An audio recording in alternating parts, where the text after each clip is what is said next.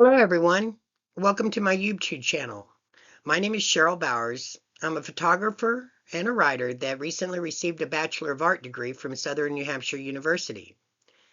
Creating this YouTube channel and designing my website, c-reds.com, were not easy tasks for a 58-year-old woman that did not grow up with this technology. As daunting as these tasks were, deciding what content to include has been even more daunting. I asked myself what I could include that would capture an audience enough for them to want more, to know more about my photography, my writing, and the message I want to convey to everyone. I decided interviewing other creatives would resonate and create a connection with the viewers. My debut interview is with Elizabeth Council. Elizabeth expresses her creativity through painting and jewelry design, but her talent does not stop there. My friend also possesses culinary artistry that is comparable to some of the greatest gourmet chefs of our time.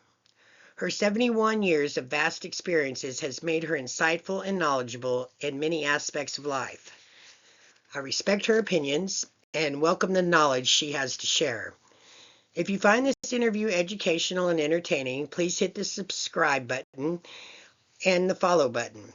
Without further delay, let the journey begin. Welcome, Elizabeth. Like I said, you are a painter, jewelry designer, and a culinary artist. What other artistic endeavors have you explored over the years? I know that you used to do flowers for decoration, paint them, and you did candles and made incense. And I know you played the guitar. There's a, After I retired from social work, I found a job in a local paper where a woman was advertising for someone to work with pressed flowers. And I've always loved flowers. They are just the love of my life. And at the time, I was recovering from a lengthy illness and I needed something to do. And she hired me. And I was just so amazed and so excited about this job. Um, People sent their pressed bridal bouquets, flowers for many occasions, pressed flat as a pancake, and had to repaint each and every petal individually. It was a very tedious job, but one I loved very much. And I took all these types of flowers and made designs onto pieces of beveled glass that we later put together with decorative solder and stained glass. And she had other people that took and sold them in the malls and different places. So it was a very rewarding Oh, endeavor. I loved it. It kept me busy every minute of every day. I loved every minute of it. Um, it's probably the only job I've loved every minute of. There aren't too many jobs like that, by no means. Now, and it's a lost art. I've never seen anybody do it. It took me quite a while to learn it, and I've only been able to teach one person who had the patience to endure what you have to go through to do this. When did you learn how to play the guitar? When I was about 11 or 12 years old, I found two guitars in my grandmother's storage room that my two uncles had left when they moved on and got married. When they were in World War II, they had left their musical instruments behind, and I dug them out. And Grandma took me and got them all fixed up, and I sat there and got a book and learned simple Beatles songs. That's awesome. And It so sounds like your grandmother was awesome. she was really attentive to things I like to do. Tell us the story about the candles you made with the flowers that should have been only for used for decoration. This is a good story. Oh, the lady that I worked for, where I did that, we called them windows. These pictures I made on beveled glass with flowers. She got a job working with the Doctors Without Borders. She was a pediatric oncology nurse, and I got this bright idea to take all these flowers I'd painted and glue them onto candles, and then dip the candle in wax and They were absolutely beautiful. And I put candles all the way to the top, or flowers all the way to the top. And,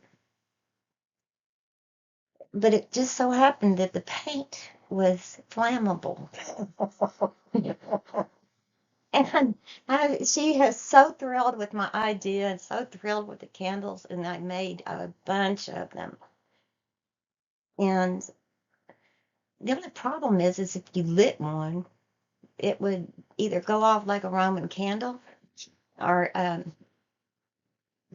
catch on fire, or just something you really don't like. Yeah, I've had my own incidences with candle stuff and catching things on fire. Yeah, but they were beautiful. Some people still have theirs, but I had to stop making them because no matter how many times I would tell someone, do not light it, it's for decorative purposes only, they would have to light it. They just had to. And so I just quit making them all together. Didn't want to burn anybody's house down. Exactly. I was making with the UV resin, I was making candle holders. And that does not work well either. When the candle burns down and it gets to the part of the UV resin, it catches that on fire. You have great ideas, but sometimes, Yeah, you have to alter them a little bit. Every great idea has to be altered. yeah. So, I understand you're about to start trying to learn a new instrument. What is it called? The auto harp I understand it's kind of a difficult instrument to learn how to play. has 36 strings. Wow. Yeah, that's about 30 more than I know.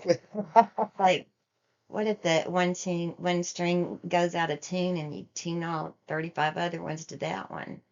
That's a little bit a little bit scary, but I'm really excited about it. That sounds pretty cool.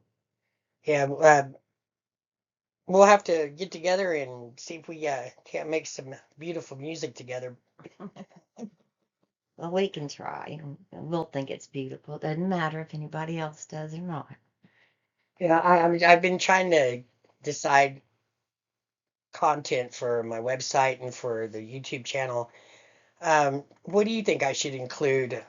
What kind of content should I include on YouTube and on my website that other creatives would find interesting, informative, and entertaining?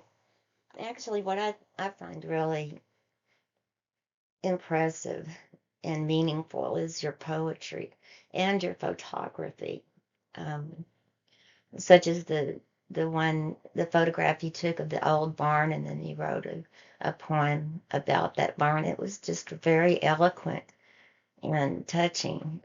You have you have a strong talent for that kind of thing that you don't see too often. Well, thank you. I appreciate that. That means a lot coming from you. Do you think an author reciting their works would be considered mundane for the viewers? No, I don't think so. I think sometimes an author is the only one who can portray their work correctly and in the context that they mean it to be. Well, that being said, I'll recite a poem for you. Okay. This poem is called Tracy and Michelle, and I won an honorable mention in a Poetry.com contest for the poem. It's just about the loves of my life, my daughters. My heart was broken, so was I, so broken, but I did not cry. Betrayal and heartache were easy to find for a child that was left behind. What did I do that was so wrong? To be alone and unloved for so long. I didn't understand the life I was given. I wished many times I would quit living. I carried on day after day. How I did it, I couldn't say. Then one day, after I was grown, I had two daughters of my own. They gave me the love I never had. My life no longer seems so bad. Their love saved me from a life of hell. My beautiful daughters, Tracy and Michelle.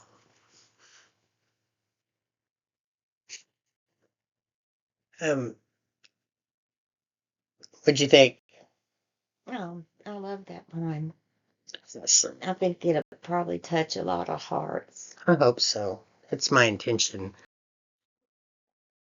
I know it's important to for your website and your social media channel to convey a message that you feel is important through, convey a message through your creative works that's important. One of my messages is that one small act of kindness every day to make a positive impact on somebody else's lives is what we all should do. Uh, let's see. Do you think I have conveyed my message through my works, or am I off target? I think the poems that you write from your heart are very well said, very well would be very well received, and because they touch a nerve and they touch people's hearts, and a lot of people can relate to the things that you're writing your poetry about. Um, I think find it refreshing to read some of your work that's just very revealing that it could apply to so many people. I think people will get a lot from it. I certainly hope so. I hope it resonates and people can take something positive from it, because that's my whole intention is just to create a positive attitude in this world. A world that's so full of negativity all the time.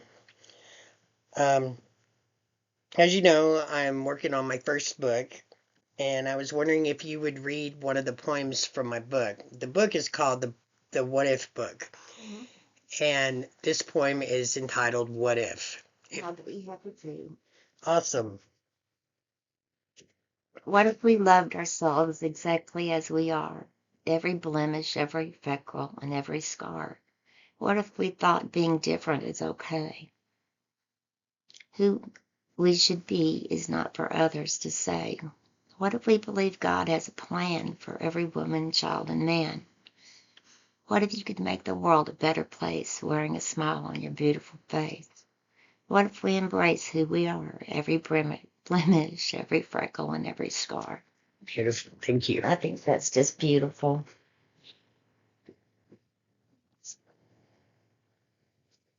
All right, let's see. Like I said, that's from my upcoming book. I have different styles of writing in the book. Some of it's poetry, some short stories, some fiction, nonfiction, and I combine them with my photography, um, hoping to make a statement concerning various topics in life. What is your opinion on how well the writing complements the photos? I think it's very, very good. The several that I've read were very touching, and I would frame them and hang them on my wall. I just am very impressed. Um, this all the years I've known you, and in these last few years watching your talent, that I've always known you had so much potential, and to see it revealed in so many ways is really a blessing to me. Do you have any suggestions on how I might make my message more clear? Just to be yourself and say what you think right from your heart. I will do that.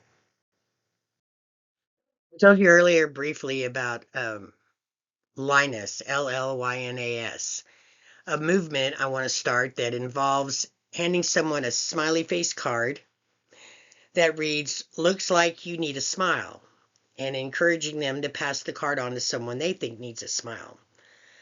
Um, do you have any suggestions that would make the movement a success and spread it more quickly?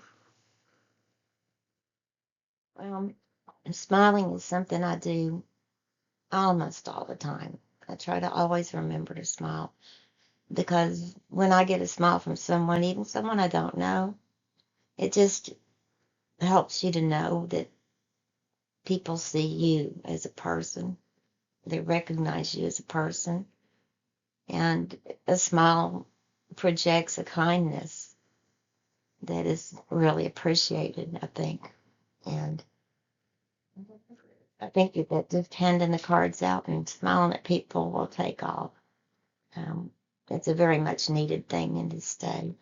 And just people forget to be empathetic with their fellow man. And, everybody just gets so involved in their own little world, they forget that there's other people in this world. Uh, One big aspect of this is acts of kindness. I would love to spread the message for everyone to perform an act of kindness for someone, to make that person, give that person a better day, and it will affect you positive as well. Um, what acts of kindness have you received or performed that had an impact on your perception of the world around you? Back when I did social work, I worked for an independent living center that helped people with disabilities find whatever it was they needed, prescriptions, medication, repairs on their house, just whatever it was. That's what we did, and I got a lot from doing that, and I enjoyed that job very much. And I did that for about 4 years, and it taught me a lot. And I myself am disabled, but I work with people with many, many, many different kinds of disabilities. And the versatility of their needs was quite immense. And I wouldn't trade those 4 years for anything. It was 5 years, I think. Or if I make you some of these cards, will you hand them out? Will you help me Sure. start this movement off? Sure. But do you have any other words of wisdom or insights that you would like to share? Well, it's a given. When I was little, I was taught do unto others as you'd have them do unto you. And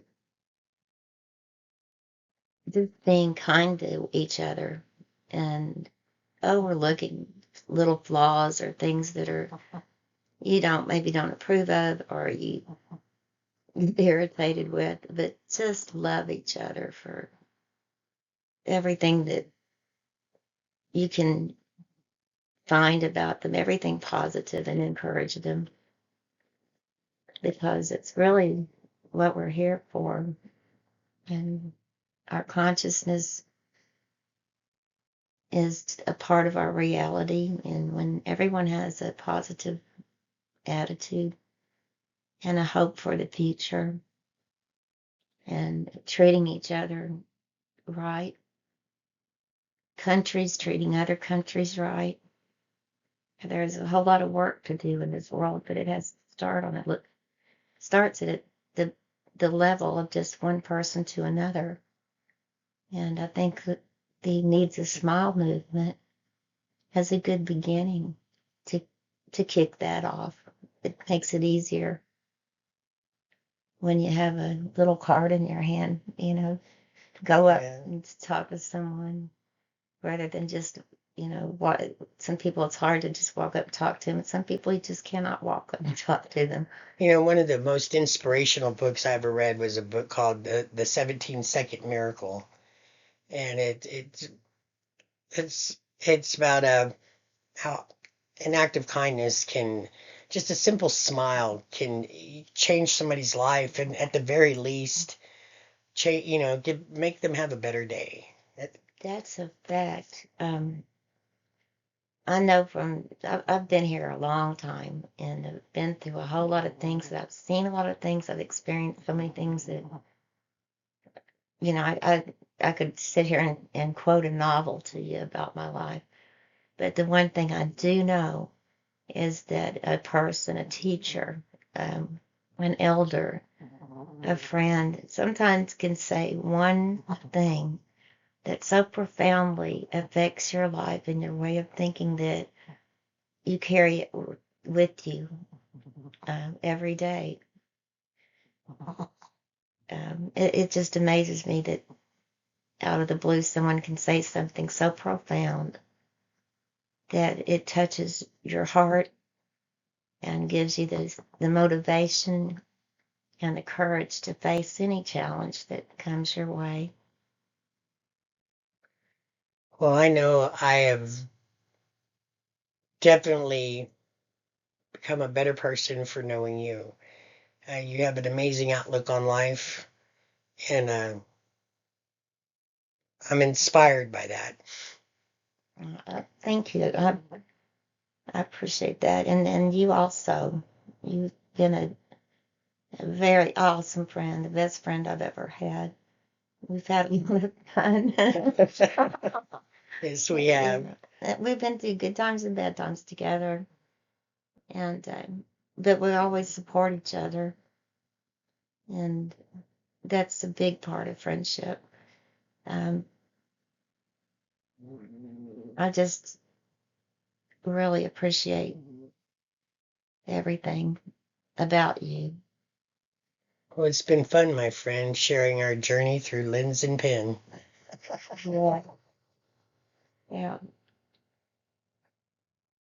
I'm a poet and I know it, but my feet don't show it. Yeah. Like I'm a good bit older than you, and what I really like the most is if there's something I can share with you or anyone that helps smooth the road a little for them, helps pave their way a little bit. Um, Well, anytime you want to come back and do another interview, if you have a good idea for a topic, you are always more than welcome. And that goes for everyone out there too. If you have an idea for a topic, or uh, I'll interview you. You just comment on the comment section, subscribe, like, and follow. okay, I'll be happy to come back. And there's a wide variety of people in our little circle, and all of them are interesting and have interesting tales to tell. And I bet you'll find a lot of material. I bet you I will too. Adventures everywhere. You just got to get Yeah. there. The next interview, I'll be my other self. All right, that sounds good. When I was younger. Next one we'll use a video and do it from the titty bar. Real artistry, you know. So, on that note, I thank you, Beth, very much for furthering my academic and artistic journey. It means a lot to me, and I think this is your first interview, so maybe you get famous from this too. I don't think so. The lady that started it all. I'm good at telling other people how to do things, but I'm not so good at doing it myself. So I love you, Elizabeth, and thank you. you're welcome. Thank you. Like I said, hit subscribe, like, and follow. Everyone have a good night.